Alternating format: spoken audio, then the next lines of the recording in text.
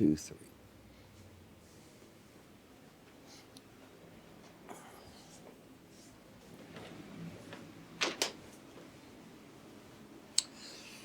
Well, good morning.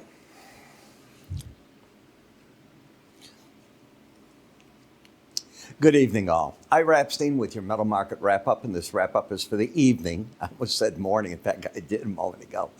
It's for the evening of Tuesday, and this is the 7th of October, 2025, and the time about 6:40 p.m. Central Time.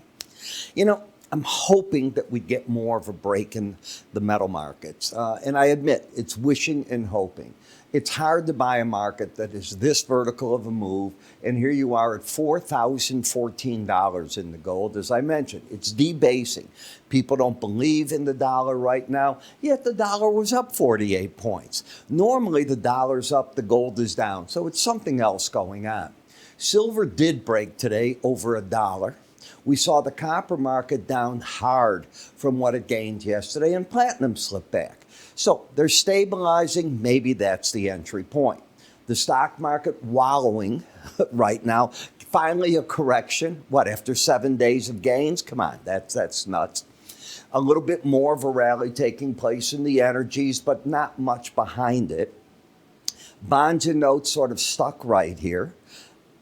Currency markets just drifting as the dollar has been the one putting on the game. Now, tomorrow we get a bit of news, not an awful lot. You're going to get the Mortgage Bankers Association numbers at 6 in the morning. At the 9:30 time frame, you're going to get the EIA petroleum stocks. The Federal Reserve is going to release their FOMC minutes, and that comes out at 1 o'clock. That will get attention.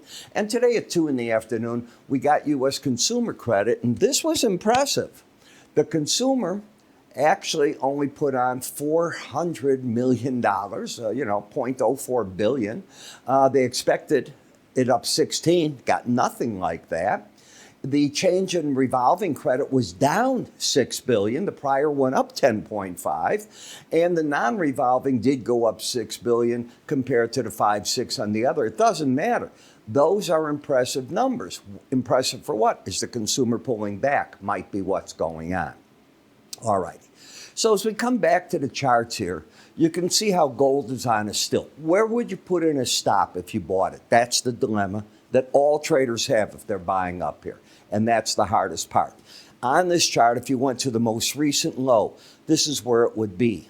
Just giving you an example, close to the 3,800 level. You're at 4,017. How do you risk that kind of money becomes the question. You can see with the higher lows, higher highs, the trend is up.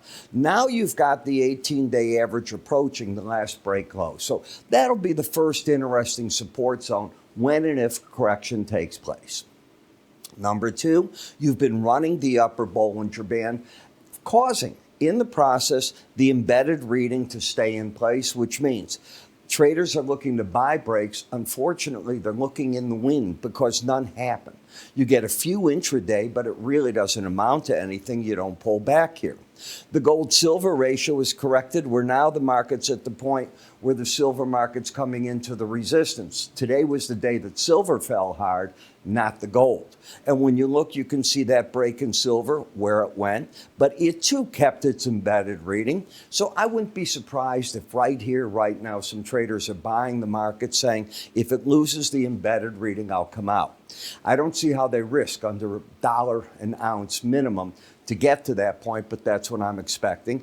If it rallies, the next upside in this market for copper, if it rallies, is all the way up here. Let's go back to the silver.